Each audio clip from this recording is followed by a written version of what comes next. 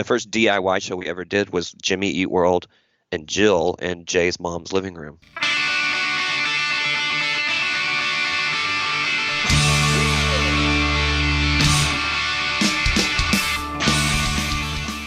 Welcome, everyone, to This Was the Scene, the podcast that takes a look back at the late 90s, early 2000 punk scene. I am your host, Mike Doyle. Jill was a pop-punk band from San Angelo, Texas that was active from 1993 to 1997. They self-released a 4-song cassette that led to Springbox Records in Benicia, California, signing, quote-unquote, signing the band, as Danny wrote me here, releasing the Scary Thoughts 7-inch as well as the Just Like Fonzie EP. Jill released a split 7-inch with New Jersey pop-punk band True Zero, and True Zero, you will know, was Alan Rappaport's band, and Alan has a episode in my podcast. I forget the number. I should probably take a minute to look that up, but I forget. But you should go listen to it because it's great, and Alan gets mentioned in a lot of interviews, so he's very popular. The split 7-inch with True Zero was on Coolidge Records and also had a song included on a 7-inch compilation released on Act Your Age Records. Their sound can be described as a hooky combination of Lookout Records era Green Day, Jawbreaker, and Ramones-inspired bands such as Screeching Weasel. I got this random email back in June, on June 3rd, from John, and he said, I just listened to the Sicko podcast you did with Josh. It was awesome! Exclamation point. Thank you, John.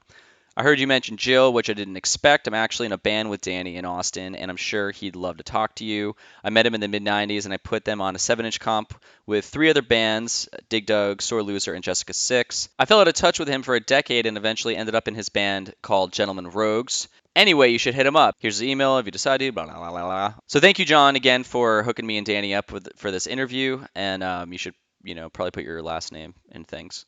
But I'm just kidding. Yeah, definitely, people go check out Gentlemen Rogues. It's really good. It's a really good fucking band. We talk about it in Danny's interview, which I'll mention right now. So I reached out to Danny, asked if he wanted to talk. He said, I would love to talk.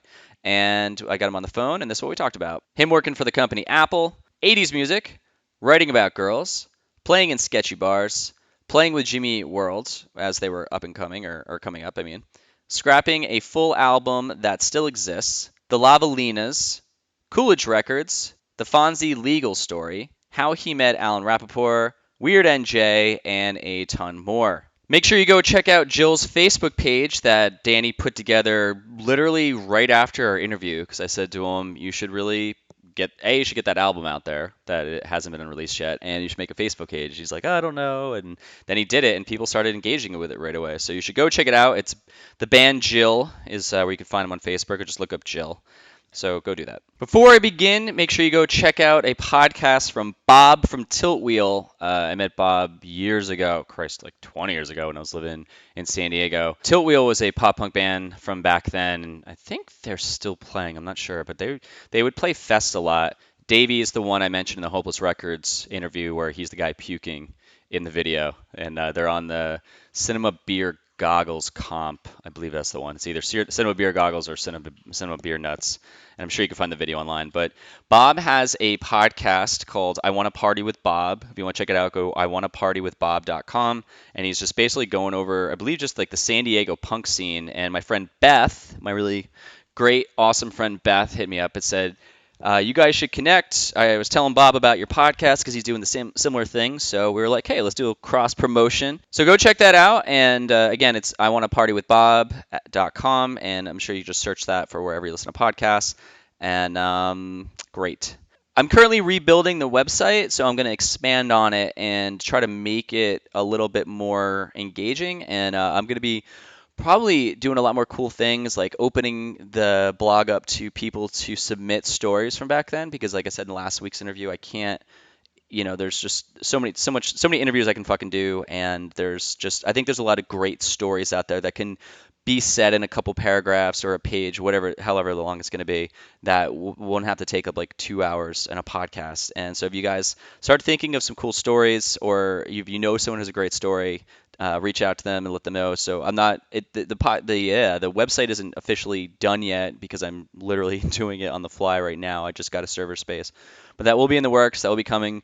So stay tuned for that, and make sure you go and buy some merch. It helps keep the podcast alive, or you can donate on the top of the landing page I have now. There's 2 donate buttons, And feel free to, spend a buck or two because you will be spending a lot of money on coffee this week. And it's like you can take a little bit from that and maybe donate for once this entire year or maybe $1 a month. Whatever you feel is something that you want to do. Okay. Feel free to subscribe, leave a review, and share this with anyone who would love some nostalgia. With that said, let's get started. I'm in a very echoey room, which was a very stupid decision. I You work sound at a. fine on my end. It doesn't sound Oh, echoey. okay, good. I'm probably just like hearing myself because I work in this co-working space in Raleigh, and I'm in this room that's like 12 by 12 with a fucking like 20-foot high ceiling, so every echo possible is being generated. Oh, I'm in a similar room. I work at Apple, like the iPhone computer company place. You may have heard of it. Like, is he And really explaining to me what Apple is? Like, go on with this new technology you speak of, sir. yeah, This little yeah, you may startup. have heard of something about it. I don't know. It's a startup. Little Yeah. startup. I'm hoping I got some good stock options. Yeah, I work here, and I'm in like a little room too that's like 12 by 12. The ceiling is only about 12 feet high, but we're Are in a y- similar environment. are you in like a corporate one or like an actual Apple store? I work at like the corporate campus, so Oh wow. we have a like the big sites for Apple are in Sacramento and Austin, and I work at the campus in Austin. So I don't work in retail. I work I what I do is I started here. I can't believe this. I actually just had my almost my 11-year anniversary. I've worked here so long. Wow. And I'm what I do now is I started as just doing like tech support, and now I'm training people. Like so, I basically do like I train people how to be trainers. Okay. And so, if that Get makes any sense. those systems and processes in place. Yeah, yeah. So I make sure that people know how to troubleshoot technical stuff, and then I teach classes basically to like you know pe train people how to do tech support, and then more so these days for the last couple of years I train people how to train people to do tech support. So I don't know if that makes sense, but Sounds hot. yeah, it's okay. It's got its challenges. I mean, it's a good company to work for. You say what you will about Apple, but Oh, I love I Apple. they I'm recording yeah, this on some a people are real. MacBook Pro. Yeah, well, we're talking about punk rock, so people have bad attitudes Yeah, fuck them. towards corporations and things like that. See, I think people, yeah, I can't even go into that. Like, it just, I'm so bothered by people who have these stupid opinions about shit, and they're the ones who just work for somebody, and they have these Yeah, arguments where, like, for me, I've been working for myself since 2006, and I just see it from a different eyes. When people are like that whole like corporate giant thing, I could give a fuck about. I honestly, yeah, it was just someone at one point who had an idea, and it just happened to take off because people really wanted what they're selling. And then everyone gets mad yeah, because like, oh, this is, again, I'm not gonna go on a rant, but it's just people get so mad. And you're like, well, you're the one paying for this shit. Like, so yeah, just stop paying and just stop bitching. Just yeah. I love Apple. I think Apple's fucking I think great. Yeah, I do too. I mean, I went to school for graphic design, and Oh, nice. so that's what I got my degree in, and so I've been using Apple stuff since 2000. Yeah, it's kind of like I got my it's like they give you the computer. I think it was like the G4. That was like the one that was 11 years ago. yeah, that's what I had. Yeah. Yeah, that's what I started It with was too. it was a Power Mac G4. It was like a silvery blue tower, and I actually just sold it on Craigslist like 4 years ago to some this preacher that's what he used, and his Jesus. computer shit the bed. It's like this will never sell, and it sold like that day to this guy who's like he was an old man. That was the computer he had that died, and he didn't want to like upgrade. He was Relearn. You like, didn't want to learn all the just new get the stuff. Yeah. exactly. Let me just get the thing I already had. So I couldn't believe it. It's like a classic. It's like buying like an old. It's like you're. I don't know if you're like or a Corvette fan. You're like, oh, I just still want the '83 model. I don't. I don't want the brand new one Right. that has air conditioning. Yeah, fuck that. I like to sweat. Nice. Hey, Yeah. did you guys are you guys from Texas originally?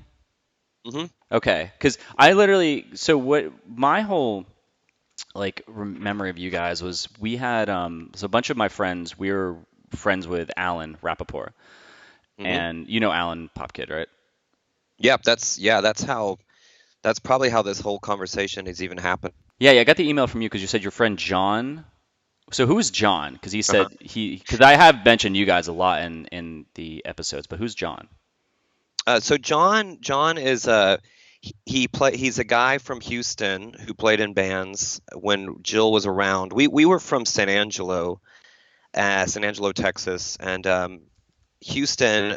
Man, I'm getting like all over the place. Let That's me fine. just tell you, John played in a band called Dig Dug Oh, okay. that was from Houston, and Jill would go and play Houston all the time because we just went over really well there, and we were always getting invited to play. And I can tell you kind of how that all started and who Yeah, that started from. we will get down to that, my friend. Don't you Yeah, worry. Dude, San Angelo is so fucking far from Houston. Oh my God. yeah, it's like 6 hours, like a 6 or 7 hour drive. God, that state's so big.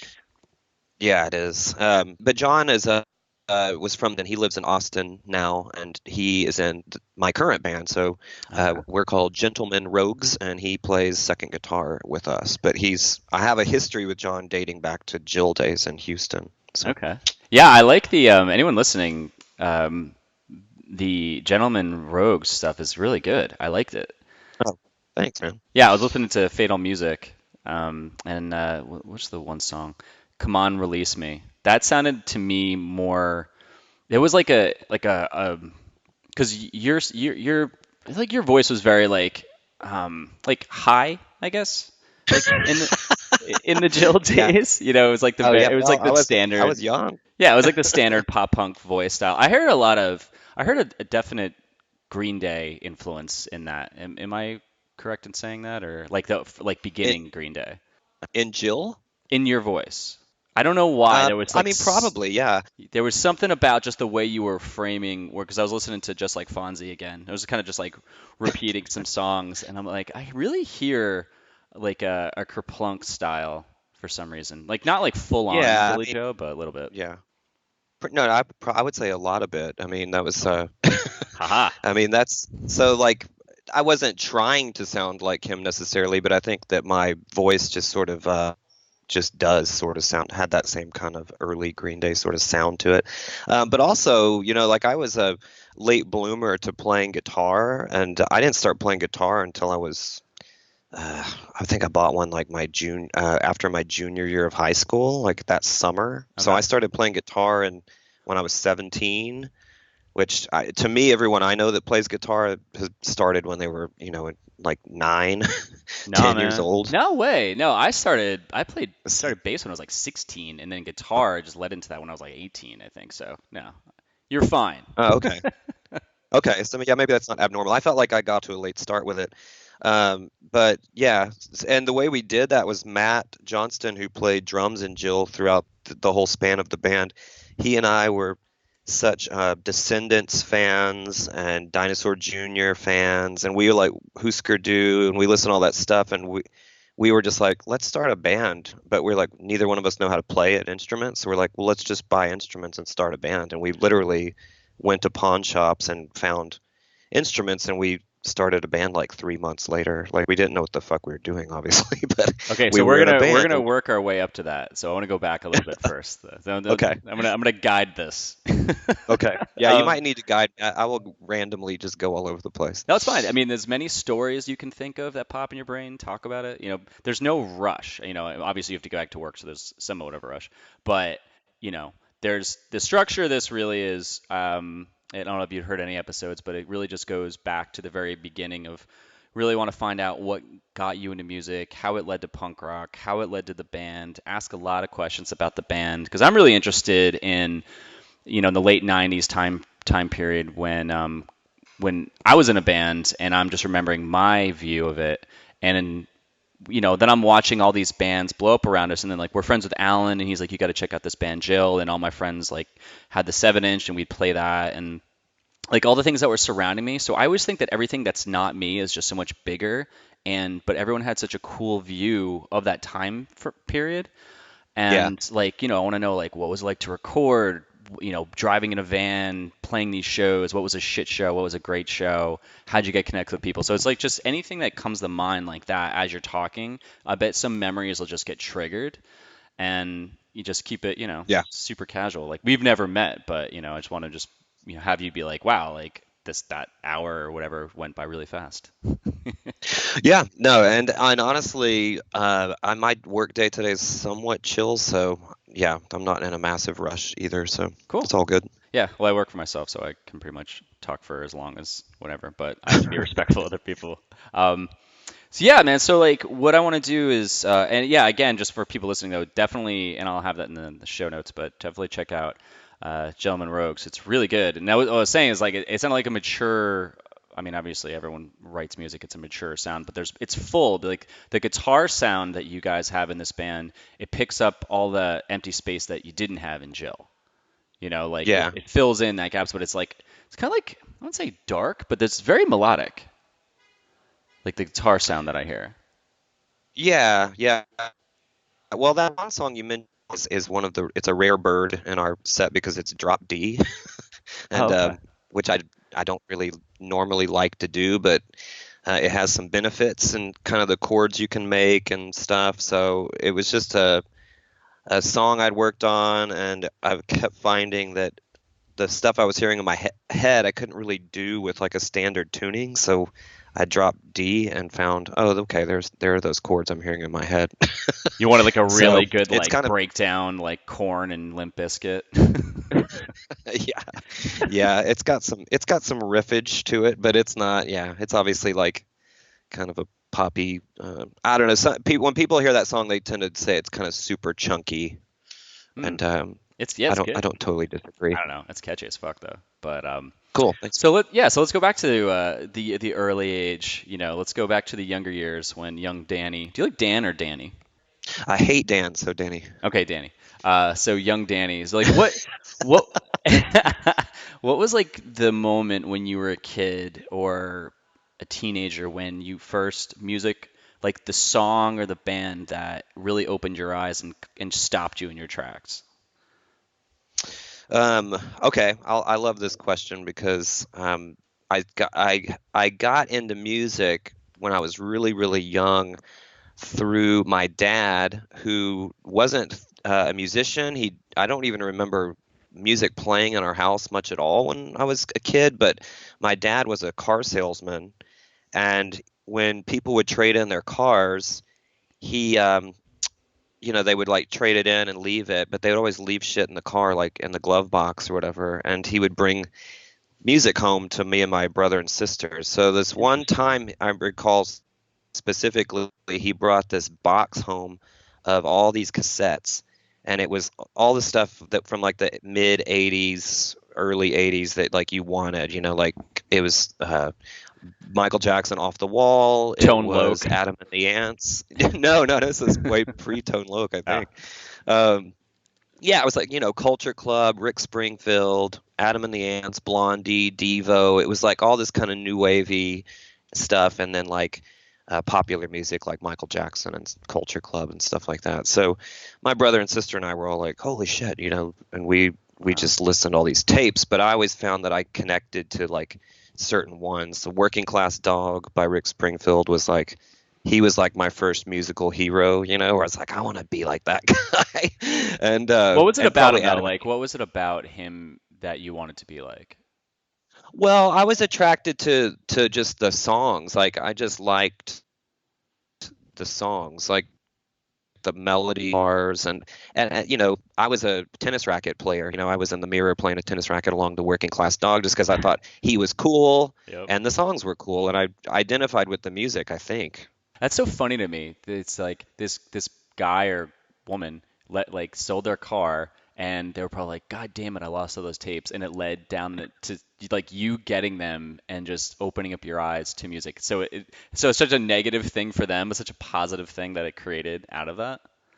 Yeah, no, it was, yeah, that's like definitely a very vivid memory. Was my dad going, here, these were left in a car, and it was like there's like 20, 30 cassettes, and there's like a shitload of them, That's and we awesome. were just like, we're like the mother load of like, you That's so fucking cool. So like what? So how did that transfer?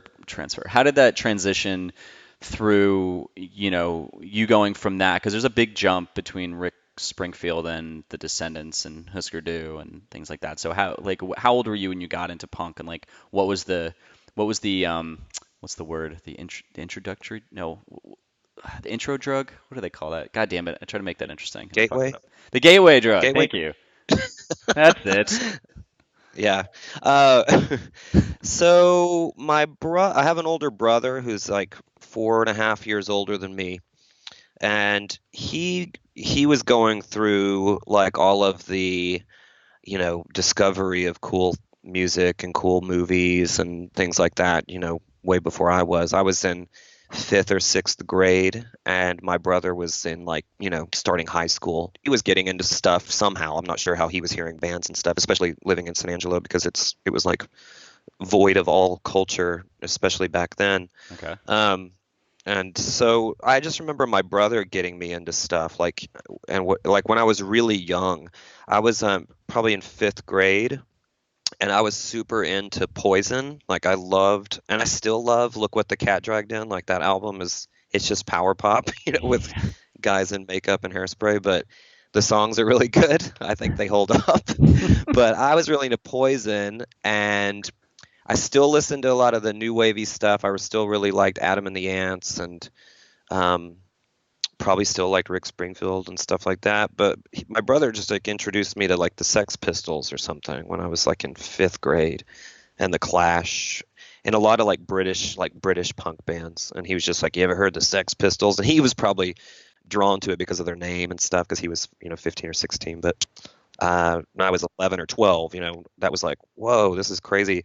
And for some reason, I don't know, I just liked it. I don't know if I liked it because they said fuck or because it was like loud, or I just like was drawn to it. And so that's like I clearly remember my sixth grade year of elementary school. I listened to the Sex Pistols and Poison, Look What the Cat Dragged In, Wow. like almost exclusively. That's And License to Ill, Beastie Boys.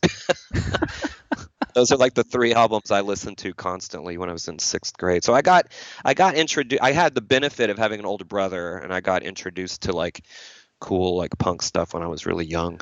Yeah, I've had a couple people on that they had older siblings that got them into it. I luckily just had friends who, when I was 16 or 17, found it.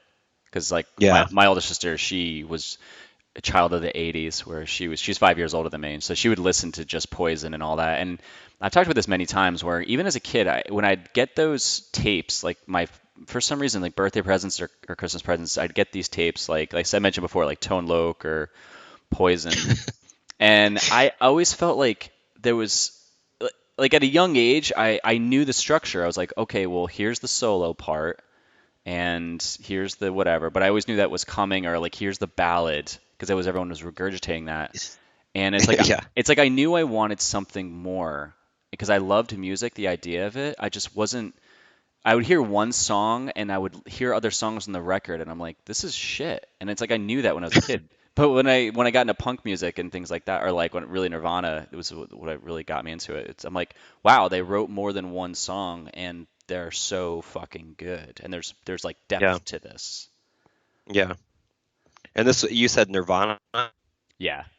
Yeah. What's so weird that you bring that up is I'm on a Nirvana kick right now. Like that's all I've been listening to all week. Dude, I fucking found Nevermind at a CD at a vinyl store or a record store close to me, and I've had that on rotation in my Jeep for like 4 months now. It's like I can't stop. I have incesticide in my car at the moment. It's so good. It's like Yeah. like so it fucking holds up so well. It's Yeah, no, incredible. it's super good. I just did like a Facebook post about Nirvana, like literally on like Tuesday, and I was just like, I think I'd posted Lounge Act off of Nevermind, and I was just like, fuck, this song is goddamn good. Like it just popped in my head. Oh fuck yeah. And it got me listening to them all week. Wait, where are you on? I'm gonna go on Facebook right now. We're gonna become friends. Oh, there we are. And add friend. There we go. Did you start going to local shows prior to wanting being in a band? Um, No, because there really were no local shows in San Angelo. Like it really was. There was really nothing going on there at all. So where would you go see There like how were you able to go see music? Like as a live music? we would drive to Austin and Oh, sometimes San Antonio, which was like a 3 hour drive. And we would, this is all pre-internet too, so I don't even remember how we'd find out about shows. I think maybe through Maximum Rock and Roll, different zines like that. You'd see ads with tour dates and stuff, and I wow. feel like that's maybe how we'd hear about things. I don't Okay. recall, but yeah, we would drive to Austin usually to see shows. So what was the transition? It's like your brother got you in the Sex Pistols, and the Sex Pistols. Listening to that when you're in sixth grade, that's amazing. Because I think I was like 16 when I started listening to them, and even when I heard them then, I was like, I just don't really fucking like this band. Like I Yeah, respected what they did, but I was like, I just don't give it. I thought Johnny Rotten was just a fucking asshole. Like, yeah. but I could I don't. see where I Yeah, I don't know. I just liked maybe I liked the aggression of it or something. This all kind of coincided with me getting interested in skateboarding too, which was like a huge part of my life. And I skated for shit. I mean, from when I was in fifth or sixth grade until I was like 24 or something. I mean, I skated for. I think I officially kind of stopped around 24, but Okay.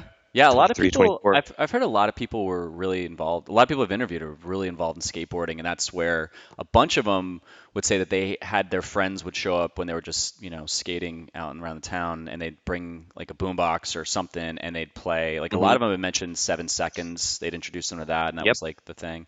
Um, Yep. but yeah, it made so much sense because like punk rock and skateboarding, they went hand in hand because you'd see all those comps, and they'd have the background music would be like punk bands. Oh yeah, that's how I learned about so much music was through skateboarding videos. Um, yeah, I mean, you mentioned 7 seconds. I remember hearing Green Day. If we went back to that, Yeah. hearing like Lookout Records Green Day stuff through this like Air Force guy that we used to skate with. He was from Benicia, and they were from like Berkeley, Oakland. And I think he like knew them a little bit, but he was like, "Oh yeah, it's this band, this local band from where I used to live," and he played us a Green Day tape, and I was like, "Oh, this is cool. It's kind of like 7 seconds." And I remember like thinking like, "This reminds me of 7 seconds. This is cool." Um, and that was like my intro. Yeah, like everything kind of spawned off of something else. Like you'd hear. I remember hearing the Descendants and thinking, kind of with Green Day too, like it's kind of like the Descendants, it's kind of like 7 seconds. It's kind of up my alley, like being into that. Yeah, it was kind of weird too But it because seemed like so yeah, sorry, go on. no, no, I'm done. And scene. And scene. Oh, it's just funny because those bands, they were considered, like punk music, but it was really digestible, and Hmm. it was like again going against the grain, but also at the same time it was super poppy, which is such this weird, I don't know, dichotomy is the correct word there, but like they're going against the system just by Hmm. being punk rock, but they're not like really like Green Day didn't really write about that though, I felt. No, no, I actually, I mean, I feel like if you listen to them now, if you go back and listen to, I mean, even Dookie, there's not, it's just kind of like power pop stuff, it's not really like, I don't know. I don't Yeah. really look at them as like a punk band, but even though they were kind of in that scene, I've never really thought of them as like, this is like punk music. Yeah, I don't know, Yeah. it's just poppy, like rock and roll Well, kind of just like stuff, how but what they're surrounding them, or like how they dressed or the lifestyle they chose was punk rock, but the things they yeah, wrote, you're right, it was just like pop music basically. yeah, yeah, So the music wasn't necessarily that, but yeah. so how did that? So no, how did this transition to like you going to shows and then meeting Matt and going, hey man, let's start a fucking band?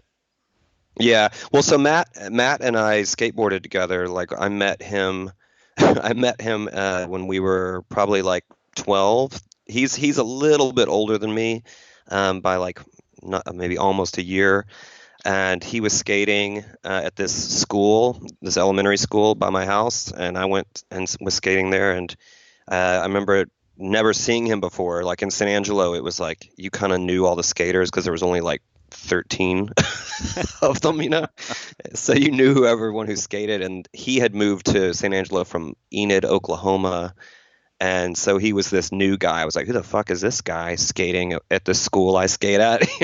And I remember he ollied up this loading dock, and he ollied like from the ground up on top of it. And it was like, in my Wow. memory, is that it was like 7 feet tall. I mean, it was like a really big ollie, and it was like 3 times as high as I could ollie. And I was just like, holy shit, that guy fucking ollied up that dock. And so I was like, all right, I got to talk to this dude. So, and then from that point forward, we were like skating together all the time. And that was when we were like 12 or 13. So, Wow. That we would didn't start impress a me band until, now. That would impress me. That would blow my fucking mind now. yeah. No, I agree. But, and then it's funny though, when you go back, your memory of stuff is very different than the reality of it. And I looked at that doc like years later, and it was like, oh, this isn't that tall. But at the time, I was like, it seemed like it was 4 feet tall. Yeah, I think I've done that many times where I've gone back to clubs or I've revisited a club where I thought it was gigantic when I was 17 and I see it, I'm like, Yeah. oh, this is tiny as fuck. Yeah, yeah. It's the same idea. So like when did you guys when was that conversation where, you guys became friends at that young age and then you were like 17 when you got a guitar and you were like, let's just get instruments and become, were you kind of like, hey man, we keep going to these local shows. I have some song ideas. I really want to do this. Let's just fucking figure it out. Yeah, I mean, it was kind of like that. We were massive Descendants fans. Like Descendants and All were like the pinnacle for us for some reason. I feel like when we found those bands, we were just like, this is the greatest thing that's ever existed in terms of music was the Descendants. And we, I don't know, we just like listened to that stuff so much. And I was also like obsessed with Dinosaur Jr., like SST Dinosaur Jr. You're Living All Over Me is still, I think, like one of the greatest albums ever made. And I was obsessed with his guitar playing, and I was a massive fan of like the Descendants and the melody and the sort of like kind of buzz saw guitar, songs about girls, like all that stuff. Just, it was like, to me, I saw them as this voice that I sort of didn't have or something. And I don't know, we were just so obsessed with those bands that we were like, let's start a band, like let's make music like this, let's see if we can do it or whatever. But we're like, oh wait, neither one of us play an instrument. So let's I guess let's go get some instruments. And I always wanted to play guitar, kind of because of Jay Mascis, even though I to this day can't really play guitar like that. But that was my inspiration. Was like, I want to shred like this dude. I want to be really good like that. And but I want to write songs about breakups and stuff like the Descendants. Were So, you like so uh, you said you were 17 at this point, right? yeah, I think so. Were you kind Sounds of about right. like, because I remember, so me and my buddy Chris, we had a band, and Chris was always writing, like, he wrote poetry from the age of like 10 or 11 or something like that, and that was his big thing. And then he also was learning how to play guitar, like you said, at a young age, and he was getting like trained and doing lessons, and it all came together where he would write these songs then, but he was also like, kind of like, what's the word? Not a hopeless romantic, but he was just constantly like girls are just always breaking my heart, and we're like, dude, we're like 12 or 13. Like, how are they really doing that? But for some reason, that's what the focus always was. And then I fell into that shit when I started writing songs, and we would just write about that. And it's like I could never write a song unless I had something really shitty happen in a relationship. So like Yeah. for you, like why did you focus on like writing about girls? I mean, I don't know. I think that when you're going through puberty and you're just you're You just just like want girls. emotional or something, or like I don't know. Like I feel like your friend. Like I remember being like 14 or 15, and for me it was always like unrequited. Like I didn't have like a serious girlfriend until I was 16 or 17 or something. Yeah. Um, so like, but I was heartbroken before that because I couldn't have the girl. You know what I mean? It was like that Yeah. unrequited love. Yeah, it's like you So maybe wanted your it. friend was Like going through that too. yeah, it's like it's almost like you're writing songs about the things you really wanted and you felt like you could never get them or it was just wasn't happening for you, so you're just like pissed off and you blame other people or blame the Yeah, girl or like, you "Why just don't you like yeah, me?" you mope around and you're like, yeah, girls don't like me. But again, I feel like San Angelo was such a part of my youth. I mean, I lived there for 20 years, but there was, we were in such a small group of people who were into skateboarding, who were into punk music, and you were like you were the total outsider. I mean, that was just the reality of it. There were a lot of kind of like what we'd call kickers, like hillbilly kind of shit kicker kind of guys, rednecks would be a common phrase. Jocks and rednecks, and that was kind of like the bulk of the town. At least that's how it felt. And so being a kid who was into skateboarding and didn't play sports and had zero interest in doing that and wanted to play music and skateboard, you were just like, yelled at from a truck as it drives by when you're skateboarding. It's like you get like verbally abused as a kid. Oh And yeah. these are by total strangers. And it was constant, you couldn't do anything without being like harassed. And Well, I feel bad that I'm saying this, but it's like just because I don't want to just call out Texas as a whole, but I feel like that would have happened a shit ton in Texas. yeah, maybe. I mean, I don't have any experience with any other states, but Anything I ever heard about Texas until like kind of recently, I guess, with a lot of the cities becoming more, catching up. But I feel like San yeah. Angelo just being in the middle of like the fucking desert like that it would be where, high school Yeah. football would be like the draw and everything, and that's what they all wanted. I don't know. Yeah. Yeah, I mean, when you're a kid, you're, in junior high and you've got like carloads of, like redneck dudes calling you a fag like 10 times a day every day of your life. You're sort of like, it does take you take a hit on your sort of self-worth to some degree. So, Yeah. I think probably when music came around and it was like I have this opportunity to sort of verbally express myself, that those were probably the feelings that you had were like, not feeling great about yourself, girls don't like you, you're this loner person, and it just seems like that was what wanted to kind of come out, I suppose. Yeah. So, like, what was your first show That I saw or that played. you guys played? Um, Like, and how soon eh, after did you actually play it from just going out to Guitar Center, the local shop, and buying like your equipment and going, okay, from that point until like 6 months later, a year later, like how long was it and what was the show? that's so it was so I went to a high school called Central High School in San Angelo, and they would do every year, like in the spring, they would do something called prom aid. And what this was it was like farm aid, but it was prom aid. I'm just kidding. It was prom aid, and what they would do is they would charge like $5 or something, and it would be a show, like a concert, and it would be all bands from the students, like students who played music and were in bands or whatever, and the money would go to like help fund the prom. Which is so Okay. ironic because like most of the people who played in the bands like didn't go to prom because girls wouldn't say yes if they asked. But this was an opportunity to play music in front of people. So Matt and I started the band, and we were called I think we were called Sunny Side Up at the time, which is There we like go.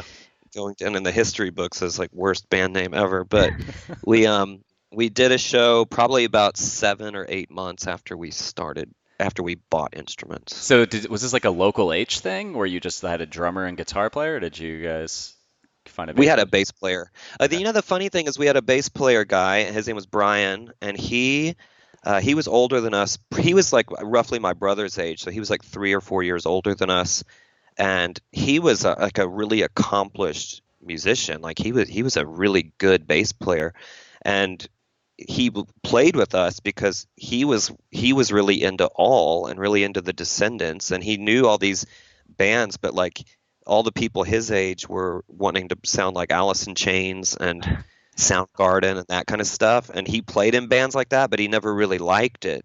So I kind of knew who he was through my brother because he's like, oh yeah, this guy Brian, he likes all and all those bands that you guys like. So I like went in, I found out where he worked, and I went into this place he worked and just was like, "Hey, let's start a band. I like Descendants too, you know." And he was like, "Okay." And so he basically just came and started playing with these like kids. You know, we were like in high school still, and he was had graduated years prior, and he was like a really badass bass player, and Matt and I had no idea what we were doing, and we just kind of did it. You seem like quite the go-getter. There's a lot of people out there, like we were just talking about before. It's we were the geeky guys, or not geeky. We were the guys like reading about girls like not wanting us or whatever. And there's that aspect where it's like you don't just go out and ask as many girls out as possible and just kind of like up your numbers to see, okay, well if I ask 10, maybe one will say yes. But Yeah. when it came to crazy things like writing music or getting a band together, you just jump to it. Yeah, I mean, there was no other like option, you know, But isn't and that funny there though? was. Like, isn't you got to think though? Like, we all wrote these songs about girls and how we were just so like bitching about it and they weren't paying attention. But it's like we just put the same fucking effort into like going after them. Like, maybe we wouldn't have been in bands. Yeah, if you got the girl, then like, where's your motivation to be a musician? Yeah, right. Yeah, I don't know. It's I don't know. weird. It's a weird thing Um, to think about, but yeah, I mean, again, it goes back to San Angelo. It was like if you wanted something cool to happen, you had to make it happen. Otherwise, if you sat there waiting for it to happen, it was never going to. So. so like you guys played. You're saving the prom, and so like when did that lead Yeah. to like how did you guys break into playing in like actual local shows and having it go like shit man, let's keep doing this. Um, yes, man, that's hard to say.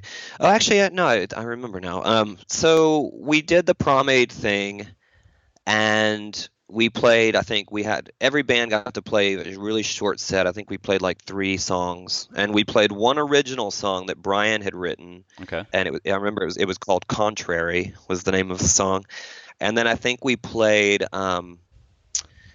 I think we might have played a Green Day cover. I think we played like "Why Do You Want Him" Okay. off that 7 inch. And I don't remember the third song we did, but it might have been like a Ramones song or something. But whatever it was just power chords, you know. Yeah.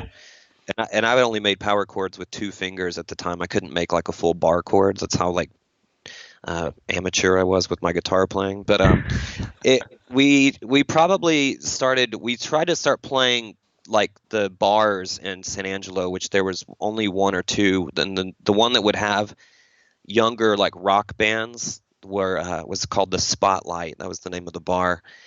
And we had some older friends that were in bands that played a lot of more kind of like grunge kind of shit, you know, like that Alice in Chains and Yeah. stuff. But they were like, yeah, you guys can open for us. So we would get on, you know, shows like with these older bands, and we were playing poppy punk stuff, and it was like this bar that we were too young to be in there. Like none of us obviously were of legal age to drink. Everyone that was in there was like it was kind of sketchy, you know, like, you know, bar fights would break out in that place, and Really? you get heck. Yeah, I mean, it was like Roadhouse, like that kind of shit. I was gonna say it reminds me of that scene in Roadhouse with the guys playing behind the cage, Yeah, or like yeah. in There was Howard no. the Duck where she's playing behind the cage.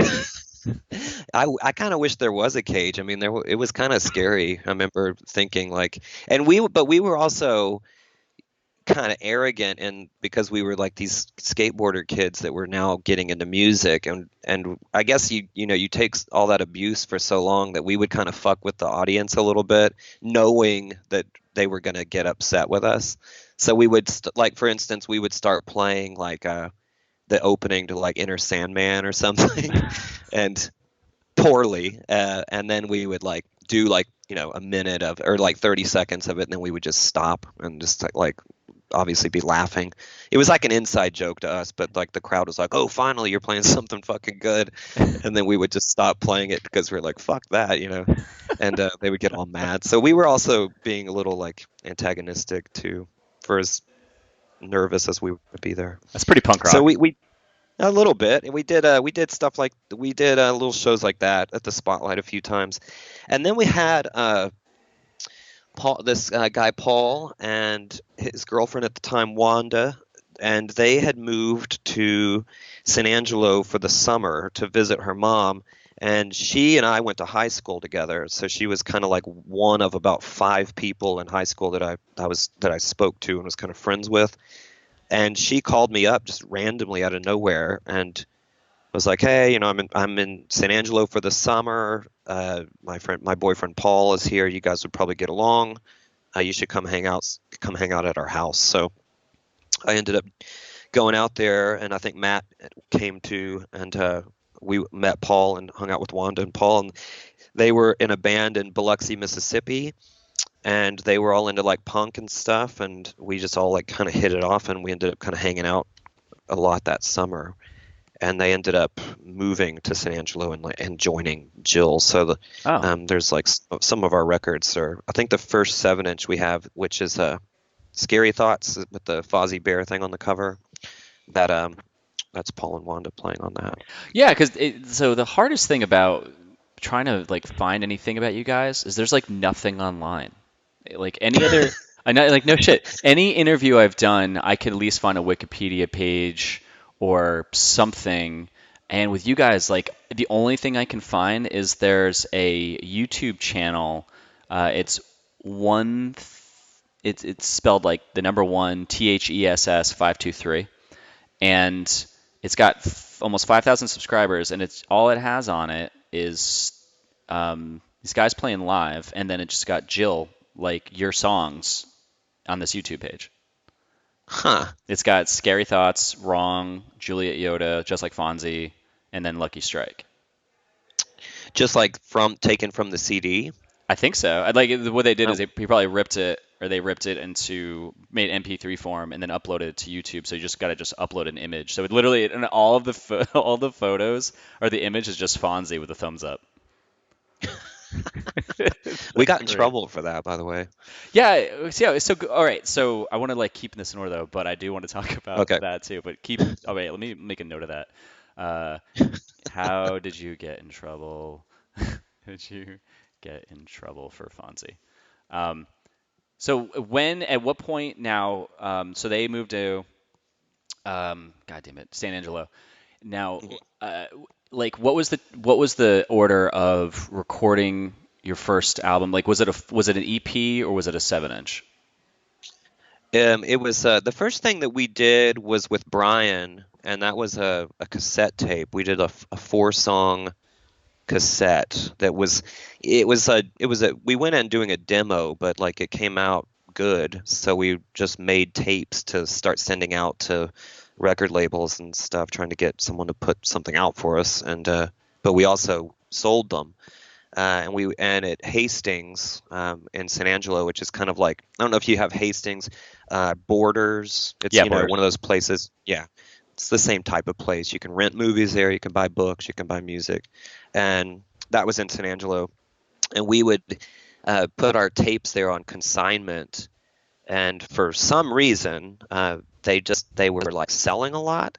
I think a lot of like the skateboard kids and stuff were getting into it, and I kept getting calls from Hastings going, "Hey, we ran out of tapes. Do you want to bring some more in?" And I'm like, "What?" I said, we sold 10 of them. Like I was Wild. like blown away. We sold 10, and then I'd bring another 10, and those would sell, and we ended up like getting like a little story written about us in the newspaper, and because like people, like, I don't know, like it was just kind of like weird for San Angelo that there's a local band who wrote their own songs, and they're they made a tape and people like it. It was That's just like wild. such a strange idea, for some reason. You guys with a hot But yeah, scoop. so yeah, I mean briefly, but yeah, I feel like I have to backtrack a little bit about the Sure. show thing. Yeah. So when Paul and Wanda came down, um, they lived outside of town a little bit, and they had at their house they had this barn in the backyard, and we had gone. Brian and Matt and I, when we were in the band, we had driven to Biloxi, Mississippi, where they lived, and we stayed with them for like a week, and we played some shows there, like just DIY community center shows and like house shows and stuff. We played like 3 or 4 shows that week and around Mississippi, and that was kind of like our first sort of dipping our toe into touring. Mm-hmm.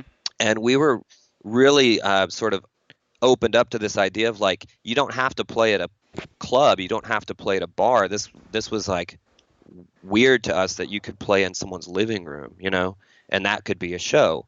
So when we got home, we were thinking like, how could we do that? How could we start doing shows like that? And Oh, we that's ended up awesome. doing a house show. Like I can't remember where it was, but we ended up doing a house show, and we were like, we did it. We did a show. We did it ourselves. And then when Paul and Wanda had moved down, they had this barn in their backyard, and we were just like, went out there and spent like a week cleaning it out, and literally like it was just run down and fixing it up a bit, and we just started doing shows out in their barn, Oh, that's fucking like DIY awesome. shows. Jesus. Yeah.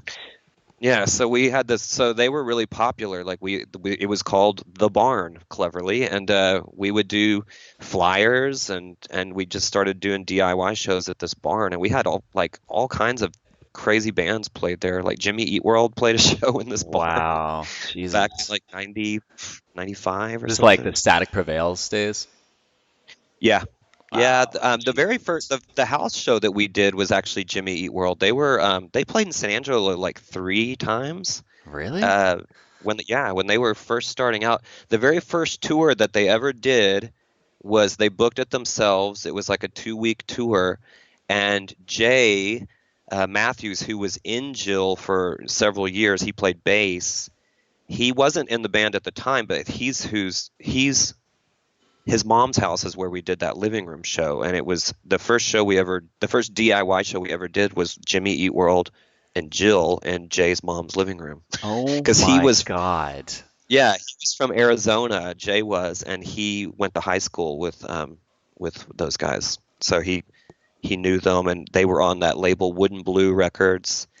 And I guess when they were doing getting their tour going, I guess one of them called him up or something, and he was like, "Yeah, we'll put a show on in San Angelo for you guys." And we did it in his mom's living room. That's fucking crazy. Yeah, it was pretty nuts.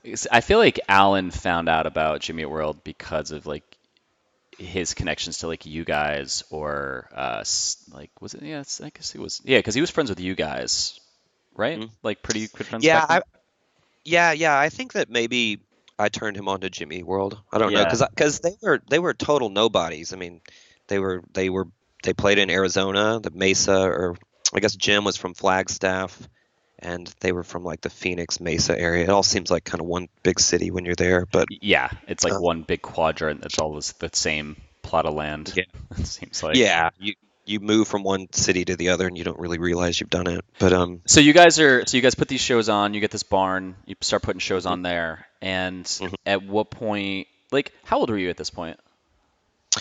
Probably 19, 20. Wow. And then did you kind of have this discussion as a band, like, hey guys, like let's turn this into something. Let's we did this Mississippi road trip and we got the idea to do house shows. Now like what's the next thing we can do? Like let's just keep fucking playing. Like let's go on like a long tour. Yeah. Yeah, we did do that. We had that little taste with the trip to Mississippi, and we were doing local DIY shows in San Angelo. We didn't want to play anywhere because we were like, no one's gonna like us if we go play at the Spotlight, and if we go play, wherever else. There was another place called Maximus. It was kind of like a dance club, and they would have bands play, and we were just like, we're not that, We're not like doing that shit. not, we're not going to go over well at places like that. No one who likes what we do would like us at those places. So we really got behind this idea of like, let's make our own shows, and let's, get touring bands to come and local bands to play. And so we just did a lot of that. And then I guess because we had done that little tour thing, and we were our kind of eyes had been open to this DIY ethic of, if we can do our own shows, we can also book our own shows. We could book our own tour. We could do all this stuff ourselves. And we didn't have anyone helping us. So again, it kind of goes back to like, if you want something to happen, you kind of have to make it happen. Otherwise, you're going to just be sitting on your thumb forever. So we just started figuring out, how to book shows and who to call. it was, literally like calling people. This is all still pre-internet, sending letters, like mailing out tapes and Wow. like, can we play on this day, June 17th? Like, and sending, trying to book a show like with a letter. I know, dude. That's so nuts. It's like, because I mean, the only way that you know that they got it is they're gonna fucking call you and say, "Hey, I got Yeah. this letter, Yeah. this No, it's handwritten true. Like, letter." I mean, you would see in like the back of Maximum Rock and Roll, Book Your Own Fucking Life. Like, it'd be like send demos to, this PO box or this address. So you were like literally trying to book shows by like sending letters to people with like a tape and with your phone number or whatever, and they would call you back. Or, I mean, that's my memory, was that you would call people and you would send letters. If you got the phone number, you'd call them. If it said send a demo, you did it, and that was how you were booking shows. So yeah, we started booking our own tours, and then we had a van, and we were just kind of just sort of doing it. What was your like? There's so many things that popped up there. Um, yeah, let me ask you about the van. Like, so you guys got the van. What was the first tour? How long was it? Where'd you go? The first tour we did, so Jill had several lineups. We did do a tour with Paul and Wanda, and that tour was pretty long. I think it was about 3 weeks, maybe 3.5.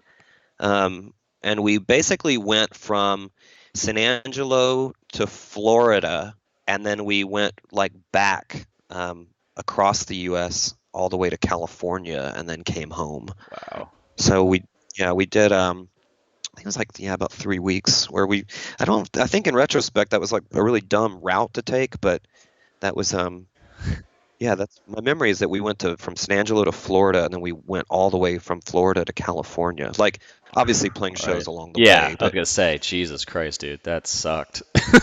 yeah, but yeah, I mean, that was like um, literally like, I mean, what you've got there is you've got like New Orleans, maybe, but like you said, you had played Biloxi, like stop them there. Then you have like yeah, the top of Florida, and Florida itself. I mean, there's Christ, that's like that could be a fucking week just in Florida, yeah. and then coming out of that, Yeah, well, I yeah. mean, we played in Pensacola, I remember it, and we played with a band who was on the same label that we ended up on, called Springbox Records, and they were a band from Florida called the Scaries, and they were Okay. kind of like, if memory serves me, they were kind of like a surfy punk band, but kind of horror themed. Like, they all wore like black suits. They kind of looked like they had come from a funeral, Yeah. and they were this kind of dark, surfy kind of punk stuff. I feel like I've heard of Um, them for some reason. the I don't know why. Scaries, yeah, Yeah. Okay. yeah, maybe so. But we played a show with those guys, and that was the first time I ever went to a beach. Was in Pensacola, Really? Pensacola Oh yeah, Beach. that's right, because you Yeah, were first time I massively ever. landlocked. Yeah, so that's the first time I ever like stepped foot in an ocean.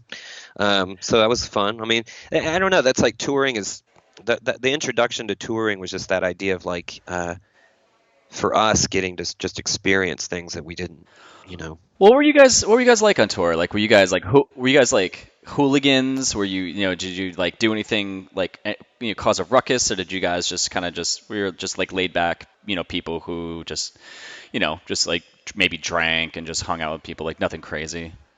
Yeah, I don't even think we drank. I mean, we were we were very good people. We didn't get into any trouble. I don't. My memory of every tour we ever did was that we were just like well behaved, not because we were consciously trying to be well behaved. We just, I would say we're probably more wide eyed than anything else, and we're just kind of just always sort of taking in what we were doing. Were you focused?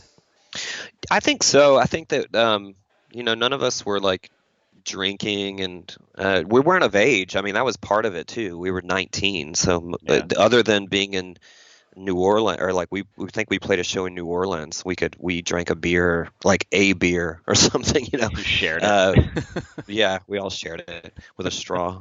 It was, yeah, I remember we played in New Orleans. I think we played New Orleans, and we went to this all night diner, and there was our waiter, I remember, was this guy whose name tag said Sweet Cheeks, and he was this African American, homosexual, and this was like exposure to, again, coming from San Angelo, you're like, this guy's a character, he Yeah. was hilarious, and he just kept telling us these really perverted jokes all night. What was the record that you guys had, just like Fonzie? We did, we recorded an entire album that we scrapped. We recorded 12, like 11 or 12 songs when Paul and Wanda were in the band, Okay. and we never released it.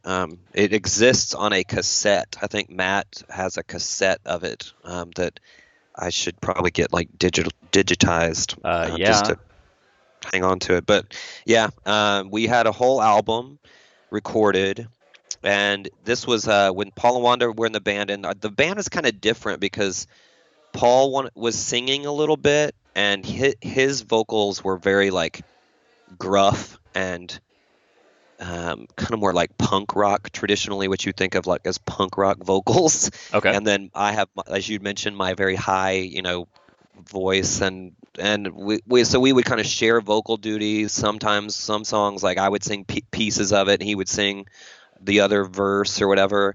So the band, when they were in it, was kind of different. We sort of almost had like I would say almost like a Pinhead Gunpowdery kind of vibe, Okay. Yeah. where it was a little more like punk rock and less, still melodic, but not quite as melodic as it was prior to them joining. And Not as poppy. yeah, not as poppy. It was still really poppy, but then there would be moments where it was like it was more aggressive or something. I don't know if that's the right word for it, but That makes sense. yeah. So it was a little more like Pinhead Gunpowder. That's kind of what comes to mind. So Paul and Wanda ended up moving back to Biloxi. They were kind of like, yeah, we don't want to live in San Angelo anymore, and we're gonna move back. And so we ended up like not releasing that album because we basically recorded it and then they like moved away, and we were sort of like, well, I want to put out this album that's got all these songs on it that we're not really gonna, a lot of them we're not gonna play anymore, and they kind of wrote, pieces of some of them, and so it just kind of felt like we should just record again, Hmm. and do something different when we have like the band up and running. So that's when Jay Matthews joined on bass, and this guy named Derek Miller joined on guitar as the second guitarist, and then that was the lineup that we did the Just Like Fonzie CD with. So we basically, like, the label Springbox had given us money to record the album, and we'd recorded it, and then we basically were like, well, we're not going to put it out, and so can we get more money to record another another That's record? ballsy. And then they of course are like, fuck off. So Oh, did they really? They I were like, think fuck off. they were just not in those words, but they're like, we can't afford to pay for that again. So we already gave you money and you basically wasted it. So Oh shit. we ended up, I think, paying for that Just Like Fonzie recording ourselves, just out of pocket. Did you find like that when you guys did that recording, the second one, that you were stoked on that one way more? Yeah, I think so. The band just felt better, like, as a whole. In terms of, like, Derek and Jay were like good friends of ours, and they had played in another band together, and that band had split up, and they were kind of like, free agents or whatever. So we needed a bass player and another second guitarist. So it just sort of like worked out perfect that these friends of ours were available to sort of join, and they were fans of Jill, and they were happy. They were like stoked to join and stuff. So yeah, just the band, the camaraderie and stuff was a lot better during that period of time. What was like? How are you guys like when you're on tour and locally? How were you guys perceived? Like, what was like the reaction from people? I think locally we were really popular, and there were certain cities like Houston. Again, was a place that we would go play there a lot because people really liked us there, and we just went over really well. So locally we were like kind of the cool popular band with like the skateboarder kids and the kids that were getting into like punk music and stuff, and then in certain cities we would do really well. Like Allen was a big part of like why we did this. Really, the longest tour we ever did was like 4 or 5 weeks, and we played like 3 or 4 shows in New Jersey, and those shows were all like really good. And I think because Allen had like promoted us really heavy to like anyone who would listen, you know. Do you So remember? Do you remember? Yeah, when Alan liked a band, I mean, he was the biggest fucking cheerleader for them, which made yeah, us want to listen to it because we're like, oh wow.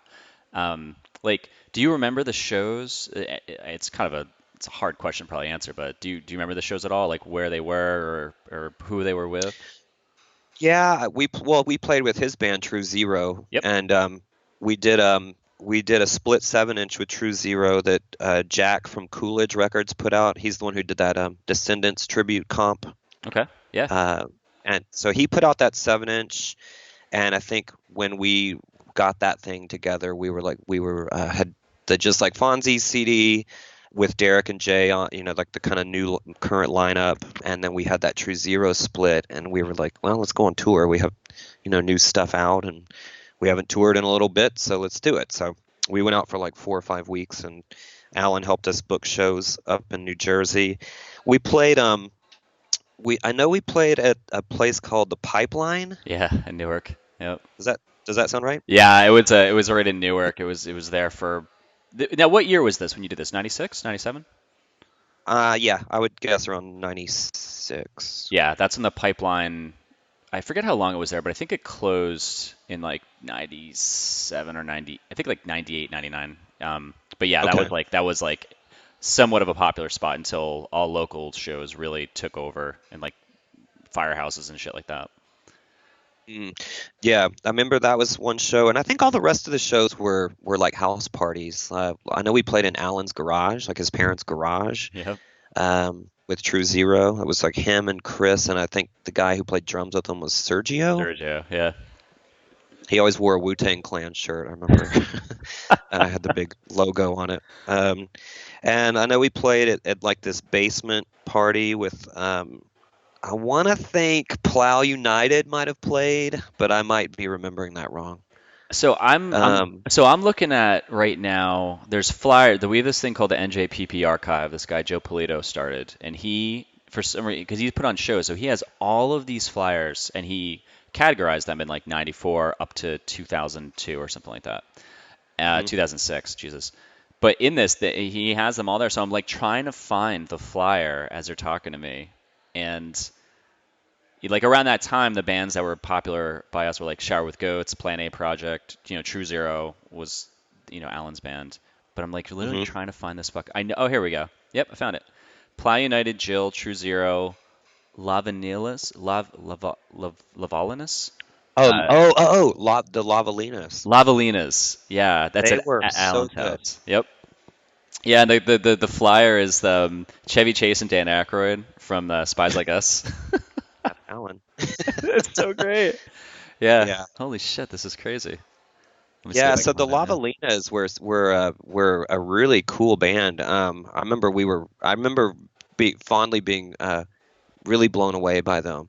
And I remember they did a Smiths cover. They did a Ask, and I remember like just loving it.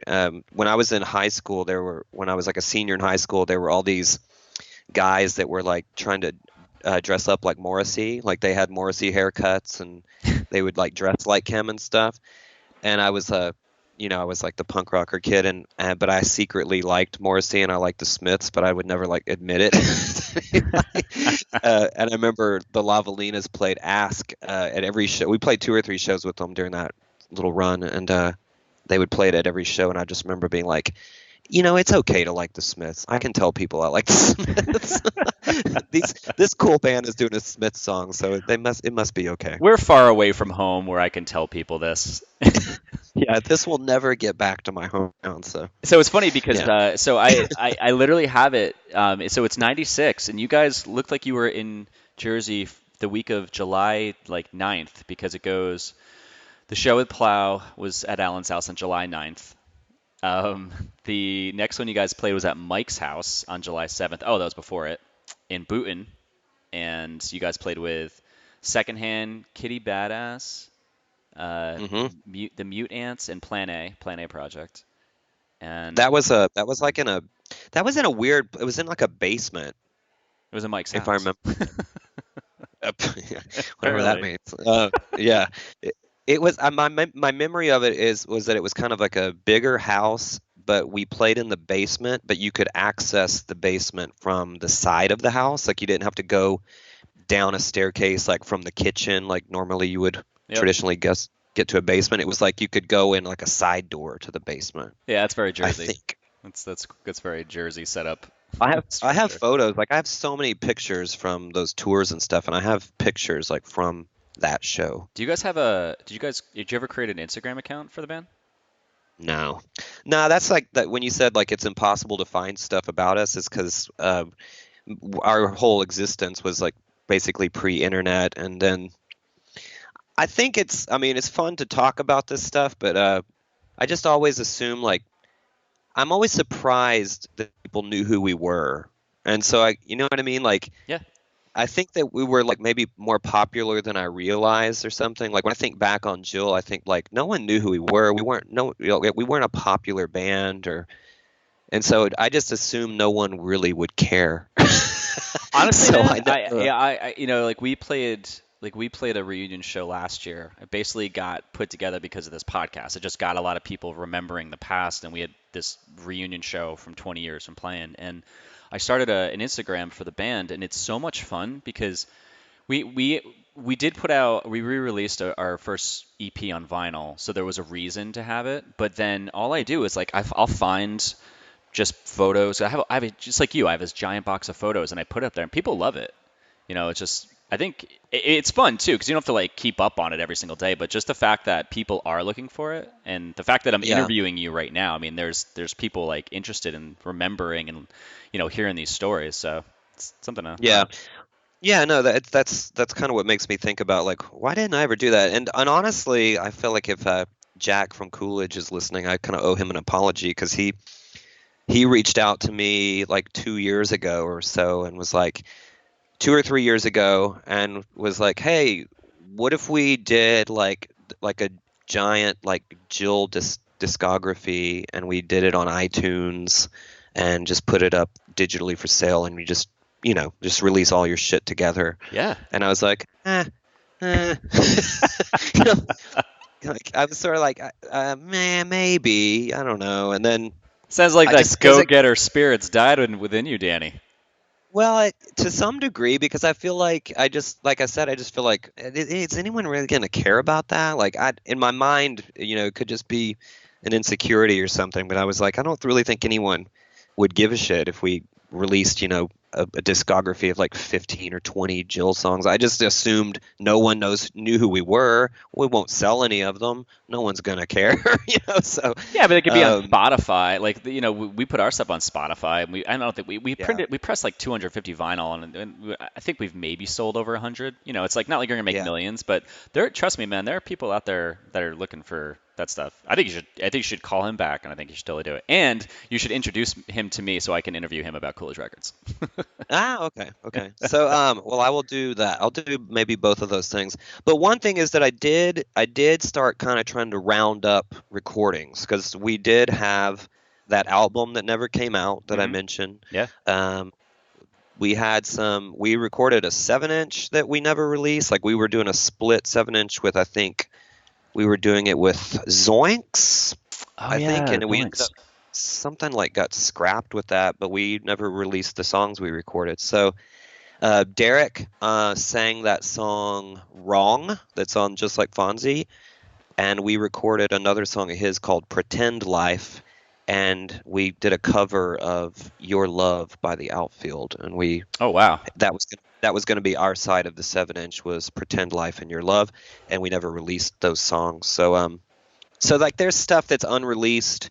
There's some of the stuff off that album that we never put out, like might be salvageable. So I don't know. It could be fun to kind of round all that stuff up. And I did start trying to do it, but some of those recordings sadly might just be like completely gone. I don't know. Try it, man.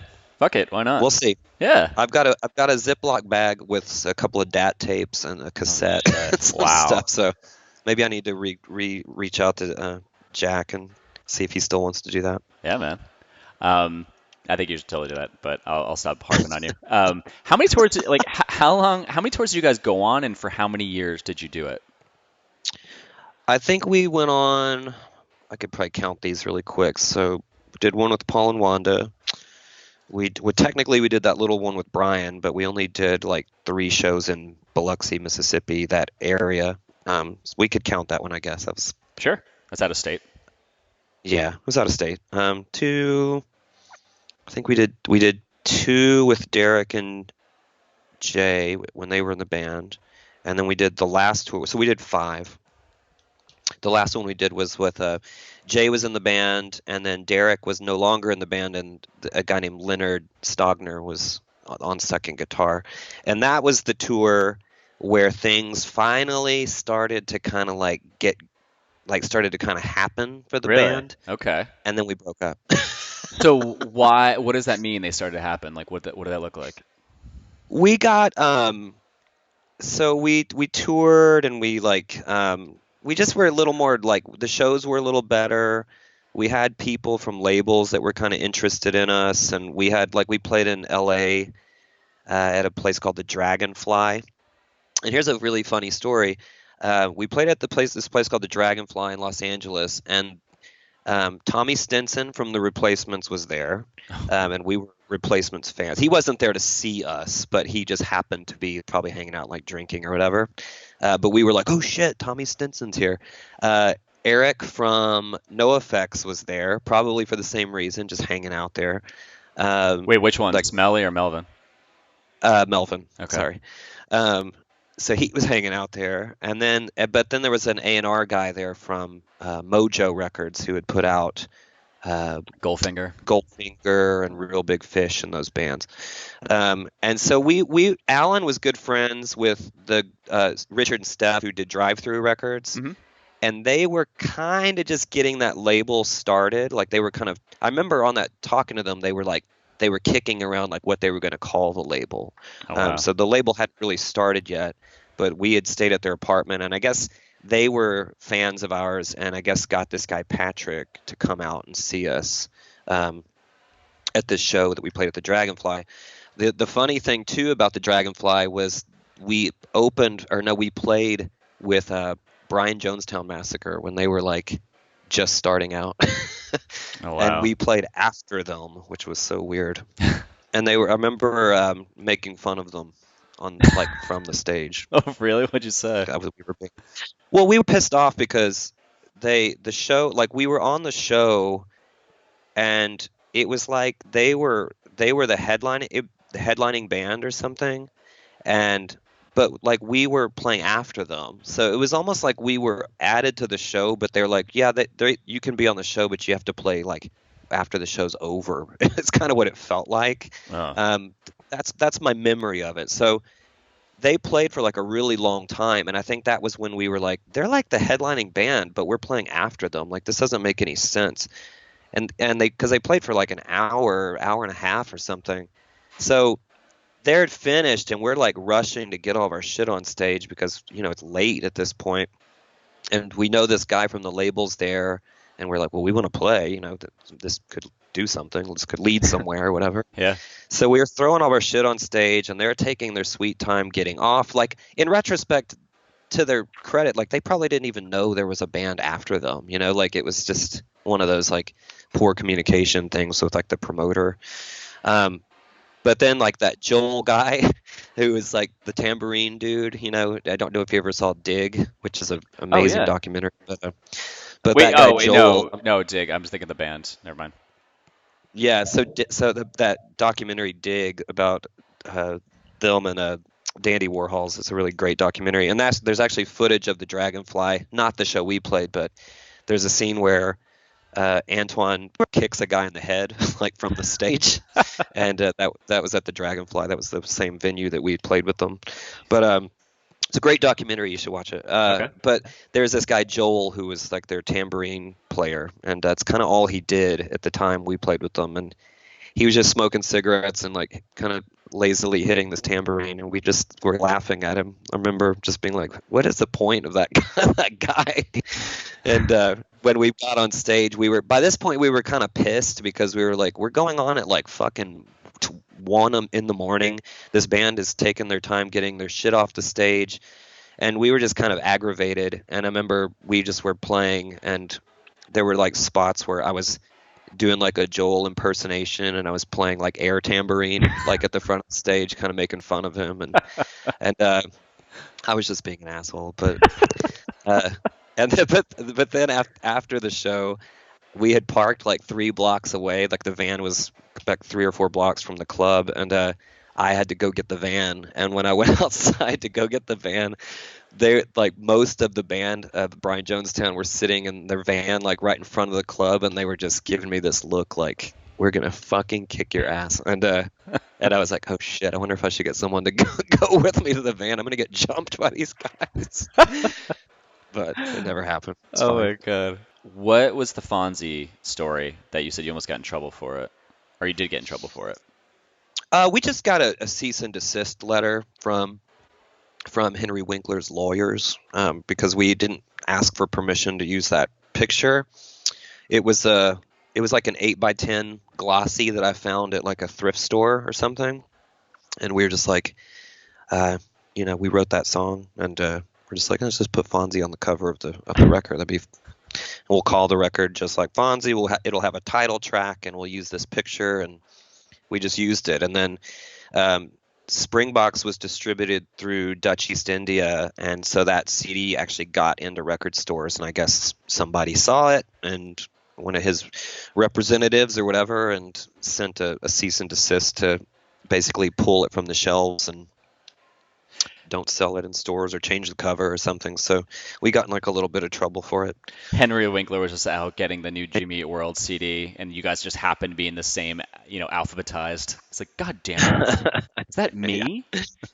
that's funny. Yeah, that well, and the follow-up story to the Dragonfly show um, was that the next day we were staying at Richard and Steph's, and the guy from Mojo called them up at their apartment because he knew we were there, and we ended up recording a demo for Mojo. We like that next day we went to this garage studio that this guy had. He had all these like reel-to-reel tapes on this shelf, and it was like Motorhead, Iggy Pop. There was like all this cool stuff up on the shelf, and we did this 3-song demo of a couple of new songs, and we kind of a reworked older one that we had, and we recorded this demo for Mojo. Patrick took it back to the label, and then when we got home from that tour, he'd called me up and was like, I played it for the label guy, the owner or whatever, and he was like, yeah, so like he really liked it, and I think what we're gonna do is we're gonna have you guys do a split 7-inch with Goldfinger, who was like all over MTV at Oh the my time, God. and then if that goes well, then we'll talk about doing like a full album. And I was like, cool, like that's kind of exciting. Again, this is kind of being in San Angelo, and you're like, how the hell did we get here? We're gonna do a split with Goldfinger, and that's kind of cool. But then we like broke up like 2 weeks later. What? What? So, Jesus, yeah. wait, so why? Um, I think it was just kind of like burnout at the time. Like, so the short answer is that Leonard, who played second guitar with us during this time, he was a really good guitar player, and he added a lot of stuff to our band. Like, he just like new songs that we wrote, and he would add stuff to old songs, like second guitar parts that were just made the songs better. Yeah. And I felt like that lineup of the band was sort of like the best we ever were. It just seemed like, man, we can only go up from here. Like this is just great. And he played in this other band where he was sort of the main songwriter, and it was all of his music. And back then, people didn't like when you played in bands that weren't your own or whatever. And when we got home from that tour, the guys that were in his other band were like, kind of like, make a choice, us or them, you be in our band or be in theirs, but don't be in both or whatever. And because that was all of his music, that was his creative outlet, he chose to just go back to stay with his original band, and he ended up quitting playing with us. And to me, it was like a big blow, like it was kind of like, well, fuck, we're not going to be as good as we were now. I felt like we could have continued as a 3-piece, which we did for a short period of time, and that was fine, but it just seemed like we needed a second guitar to make things kind of beefier. And then Leonard was such a good guitar player that he just added such a cool element to the band. And when we lost that, I remember thinking, well, now we're kind of stepping backwards. Now we're not going to be as good. We'd also had like several lineup changes, and it just kind of felt like I don't want to fucking deal with this again. You know? Even How? though it seemed Yeah. like things were happening, it just kind of felt like, like now I have to go to this Mojo guy and say, well, I don't know. It just felt like we weren't going to be as good or something. It felt like we were stepping backwards, and we initially were like just going to take a little break, and then it just kind of ended up being like, How let's old were just you at this point? 20, 19? 21, 22. Yeah. Did you kind of feel that you were getting a little pressure because all your friends were about to graduate college and you hadn't even gone? Not really. I did start college late. I started college when I was like 24, 25. So I eventually went to school, but I think at the time I just kind of felt like the band we'd done a bunch of stuff, and it just felt like we weren't going to be as good. That's like the best way I can say it. I keep saying the same thing over and over, but it just seemed like we were going to be regressing if we continued. Hmm. Also, San Angelo was like, there's no musicians. There were no musicians there. So even the thought of like, well, we'll find another second guitar player, that at the time, that just wasn't an option. Like there was nobody else. And it just felt like if we're going to continue, we have to do it as a three-piece because we have no other option. And we're just not going to be as good as we were. So it just seems like let's just kind of pull the plug on it. Were you pretty bummed like when it all came to an end? Yeah, I mean, it was because it was such a part of our lives, and we'd had these experiences that we, would have never have had otherwise. I remember Jay was super bummed about it, and I remember him kind of wanting to talk me out of kind of breaking it up or whatever. But I don't know. I think in the end, it was like the right thing to do. So what happened with the Mojo guy? Like, what was his reaction? Yeah, I just called him and was like, "Yeah, I think we're breaking up." And he was like, "What?" And I was like, "Yeah, I was, I don't know. I don't know if I told him the whole reason or whatever, but he was just like, "Okay, well, all right." Okay, well, that's fucking stupid. Yeah, it was kind of weird. And that was there was another label called Liquid Meat that was Yeah. going to put out some stuff for us too, and that kind of the same thing happened with those guys. They'd put out like discount records and stuff like that. Yep. Yeah. Like, if you guys had stayed together, again, this is all just guessing, but how long do you think you could have gone on doing it if Derek didn't quit? Was it Derek? Was no Leonard. Leonard, yeah. If Leonard didn't quit, like, and you guys got on Mojo and did that thing with Goldfinger, like, what do you think possibly could have happened if that actually came to fruition? Man, I have no idea. Or like, where did you like when you were imagining it? Where did you imagine wanting to take it?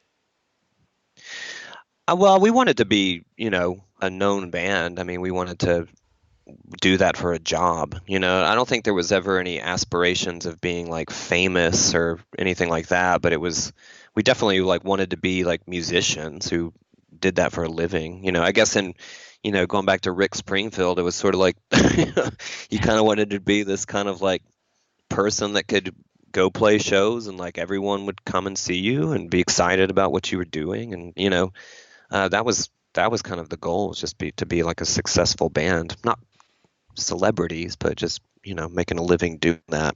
Paying some bills Um, and getting people to know the lyrics yeah, when they show up. yeah. I mean, if we would have shows where in certain places, in certain cities, we would do really well, and if we would draw 200 or 300 people in certain places, like Phoenix, Arizona was a place where we did well, and like New Jersey was a place we did well, and Houston we did really well. Like there were certain places, and you'd get this touch of 200 people came to see us, and that was a feeling, of like, wow, it's cool that 200 people in a city halfway across the United States like us and will actually come out and see us play, and we just wanted that to happen everywhere, even if it was 200 people in every city we went to. That would have been good enough at the time, you know? Oh yeah, absolutely. Yeah, I think that was kind of like the dream for a lot. It's just it's so funny talking to bands because there's bands that never really got out of like when I started this, I was just focused on New Jersey, and there was bands that never really got out of Jersey, or some that did odd tour, and then there was Mhm. others that like I talked to Ian from Newfound Glory, and they still do it, and they played arenas, and then there was bands like I feel like you guys where you were on your way to maybe filling out a club that maybe had like 500 to 1,000 people, depending on like how far you took it, or because you have no idea what you were going to write after that if you guys just hit your stride. Yeah, I definitely think that in I definitely think that the music we were writing, like the later stuff we were writing, was getting more. I don't want to use the word mature, but like more. We were like influenced by things that weren't solely like pop punk. So the music was getting more like um, textured and a little more sophisticated in the writing. It wasn't just, banging out power chords. And that was sort of the later stuff we were doing. I think Leonard was a big part of that. I think his guitar playing was like inspiring us to kind of make more complicated sort of songs. Not math rock, but, Yeah, get a little stuff structure. that wasn't, yeah, just stuff that wasn't just like three chord, you know, pop punky songs. They were getting more advanced or something. And so I think that our music would have gotten better, and it would have grown to a place where we could have probably hit that goal, which was like, I want to be able to go to any city we play on a tour and draw 300 people. Like that was the next goal for us, where we could do that in some places, but not everywhere. On a tour where we could play to 200 people in Phoenix, we would play the next day to 9 people, Yeah. in San Diego or something. You know what I mean? It would be like the shows were so inconsistent, but I feel like we were sort of on that way to maybe getting bigger crowds. I think that some cities though are just that impossible. Like San Diego, even to this day, like I lived, or this I can't say this day. I lived there like 20 years ago, but when I was there, it was I lived there in like 2003 to 2004, and it was a hard town because it wasn't. So I think some places just don't have a scene. And I think that's what sucks for bands is because, like you said, you'd play in front of 200 people in Phoenix or in Arizona, and then you'd go to San Diego and there'd be no one here, and you're like, well, shit, man. But I think just some areas, just pockets, just don't even have anyone who gives a fuck.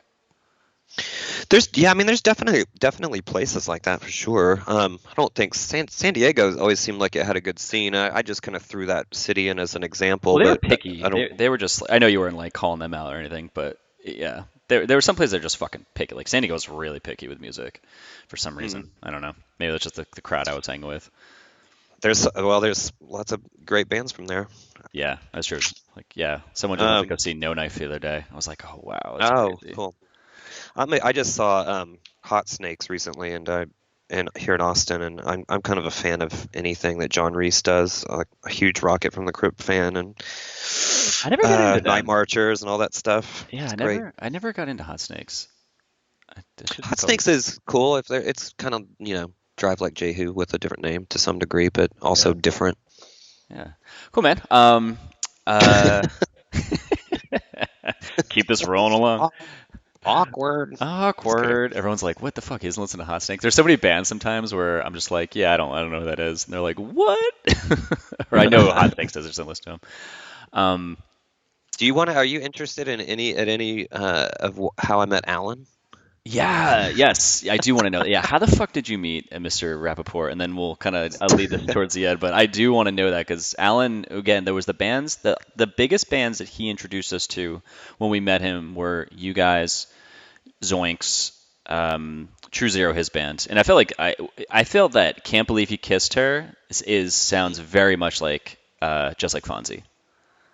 So Oh, that, I don't know if that was hmm, intentional, but it's I when I as soon as I started hearing it again, I was like, wow, that sounds like just like I Can't Believe He Kissed Her. huh.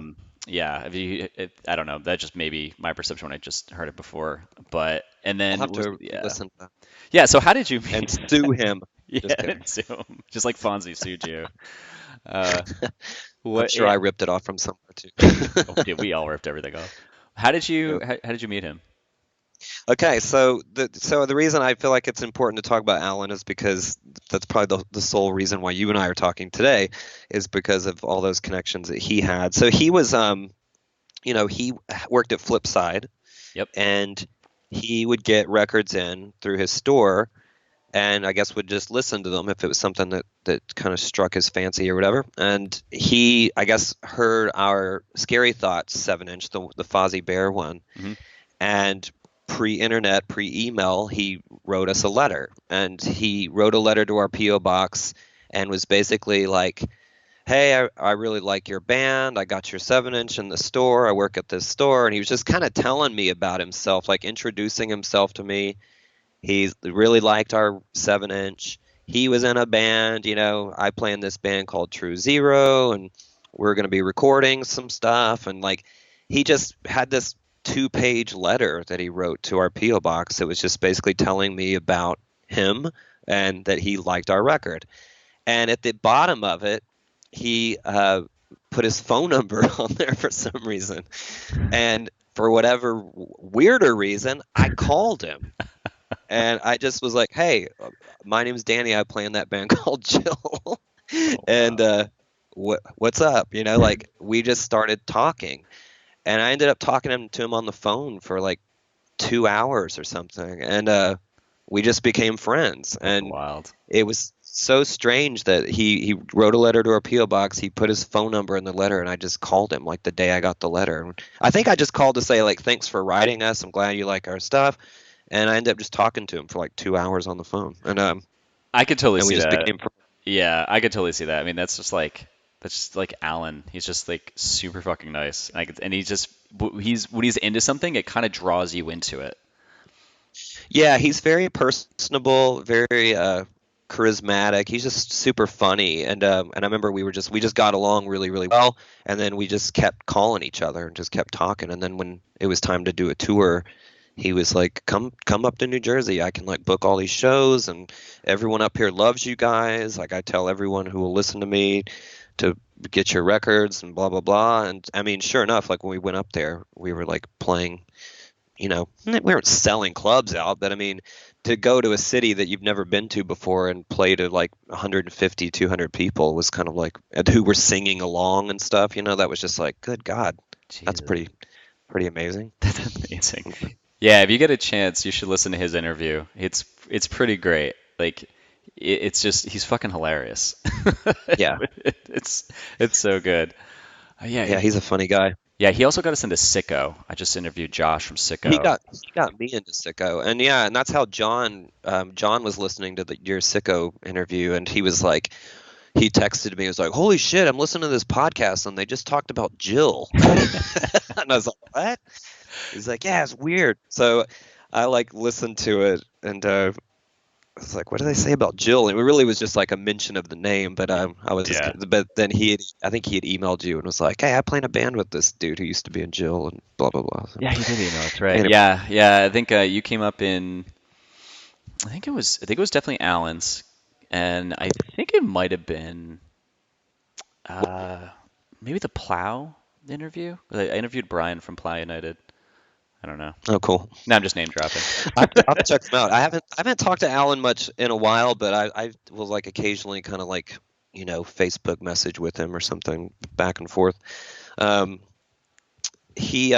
after the band had broken up like in 1999 or something, I flew up to New Jersey just to like visit him and just hang out for like a week, and Oh we, shit. we like went skateboarding, and I like remember like eating shit skateboarding on this part in this parking lot, and like ended up getting like an ear infection or something. I ended up having to go to the doctor while I was there, but it was weird. And he had to work one of the days that I was there, and while he was at work, I was just like basically hanging out in his bedroom, and I was reading all of these weird New Jersey magazines. Oh yeah, that's And right. so he got home from work. I was like, "Can we go to Clinton Road? Can we go do, the Moon Man and all these different like urban legends that were all around him?" So Oh we did that yeah. one night, just drove around and looked at weird shit. It Yeah, it's funny. Clinton was Road fun. actually is right down the street from my town where I grew up in. That was like the that was like the road that everyone was like, oh, it's such like devil worshippers here, and then it was in Weird and Jay. We're like, we made it, we're popular. I just saw something on YouTube about Clinton Road like 2 weeks ago, and I was like, I drove down that road with Alan, and I remember. I think it's a movie. I think so. I think they made it into like a horror movie. Oh, I really? think so. I could see that. This was like a one of those like scariest, top five scariest things caught on tape, and it was one of them was like these kids in a car on Clinton Road, and this truck kind of appears out of nowhere and it's like tailgating them real bad, and they're like freaking the fuck out. But Oh wow. I do remember. I don't know if you put it in your head, because you've read the stories about it. But I remember we did stop in the middle of the road and we turned the headlights out. Yeah. And I remember it didn't last long. We were like, turn it back on, turn it back on. Let's get the fuck out of here. And we all got that like, shit.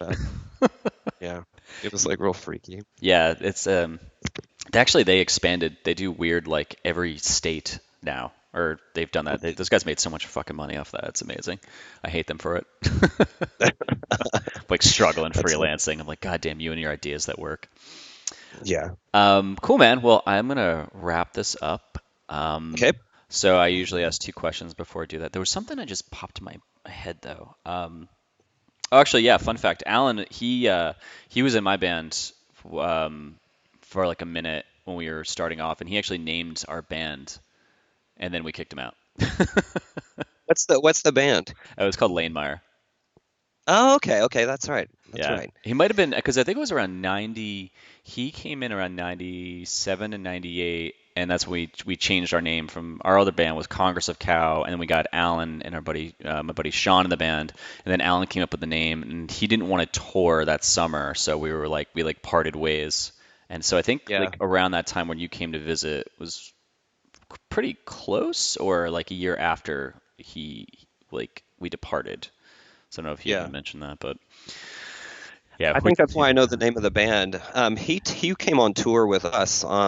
He did like one of our Jill tours where he and his girlfriend at the time had split up, and he was like, needed to get out of town, and he was heartbroken or whatever, and so Yeah. he was like, I was like, come sell merch with us, or come roadie, or like just come on tour and just hang out, and he was like, okay. So I do remember that. he I remember seeing his photos that he took. Yeah, we even were doing like a zine or something. We were gonna try to do like a tour zine, and like I don't remember, but Wait, yeah, what was he that? came up Wait, with what was us that? for. What was that scene called? You guys did like one issue together, didn't you? I want to think that Alan maybe did one. I don't know what it was called. I don't remember. I But in my head, I feel like I can see it, like I can visualize pages of it, but I don't He remember like did. if No, that was true. he did do it because there was a quote inside that it was something like his buddy of his said something like, and it was in that zine. Oh my God, I don't recall any of us saying that. I gotta ask him who actually fucking said that. Yeah, that's a weird quote. Yeah, that wouldn't really go over well these days. Okay, man. So before we go, what do you want to plug? Oh, I will plug all things Jill related. So you'd mentioned my current band is called Gentlemen Rogues, and that's Rogues, Rogues. Our band name is not very difficult, but for some reason no one can spell it. And when we're on flyers and posters, it's always Gentleman Rouges, which Idiots. is like guy liner, I think. But Gentlemen, plural, Rogues. It's like poppy indie rock kind of stuff. I don't know It's good. how you describe it. Yeah. And then Matt Johnston, who was the drummer in Jill, he plays in a band called The First Part, which is named after the Superchunk song "The First Part" off of Foolish. And it's kind of like power poppy indie rock stuff. He plays guitar and sings in that band. So they're The First Part. You can find them on the interwebs, as well as Gentlemen Rogues. And then he also is playing drums now in a band. He's back to being a drummer for the first time in a really long time in a band called the Gorvettes. Okay. And they're from what I understand, kind of like I haven't heard them yet. I think they're about to play their first show, but kind of Misfitsy, the Cramps. Who's the band who does Sonic Reducer? Dead Boys. No idea. Maybe that kind of stuff. From what I understand, but I've never heard them, so I don't know if that's accurate. But yeah, Gentlemen Rogues, the first part. Those would be like Matt and I's new bands or whatever, or current bands. Perfect. I guess that's all I'm plugging. Okay, that's perfect. I think I'm gonna plug that you need to digitize all that Jill stuff and then do that discography, but that's what I'm gonna plug. So If Jack hears this, maybe I'll get an email. But I should reach out to him and do it just to do it. I mean, it's if there's people if there's 20 people that would like to hear it, then that it could be fun to make it something unreleased stuff and stuff that nobody ever heard. That could be kind of fun to do. So yeah, dude, yeah, fucking do it. okay.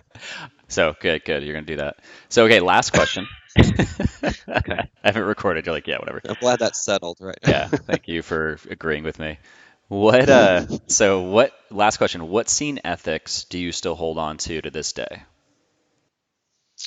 I mean, all of it to some degree. DIY, in every sense of the word, almost, because I think I was just sort of, I came up in that scene where we did not have resources available to us. We didn't have anybody helping us, and we had to make everything happen. I mean, dating back to buying instruments and starting a band, it was just like, let's just do it. If we want to be in a band, it's not just going to form itself. We're going to have to actually take steps to do it. So we went and bought instruments and we did it. And then to play shows, there's nowhere to play, so we'll just make our own shows. And I mean, we had a place in San Angelo called The Room that existed after the barn. And that place was a DIY venue that we did for years and years and years. We had Jimmy Eat World played there, Zoinks played there, Mandingo, The Parasites, Game Face, Brown Lobster Tank. Like, we had all those Doctor Strange bands, like, all coming to San Angelo, Texas to play at this little DIY spot that we used as a rehearsal space, and then we would put on shows there. And it was solely because we couldn't play anywhere else. We just made our own stuff. So I think what I hang on to, kind of to answer your question, is like I may not be like as much of a go-getter as I was when I was young, but I also, I still find that like if we're gonna do this, we're just gonna do it ourselves. If we want this thing to happen, even to this day with Gentlemen Rogues, if we're going to put out a record, we might just need to put it out ourselves. We'll just pay for it ourselves. We'll promote it ourselves. And it's just not, it's that idea of not waiting on someone to do it for you. If you sometimes you don't have that option or that luxury, so you just have to like make things happen. And I guess I still, at my current age, still do that with music and with anything. I don't know if that's kind of the answer you're looking for, but that I would just say the kind of DIY ethic of just making things happen for yourself is still something to this day that I do, and I learned it through punk and through growing up in that scene. So yeah, I guess that's the best answer I think I'm going to come up with at the moment.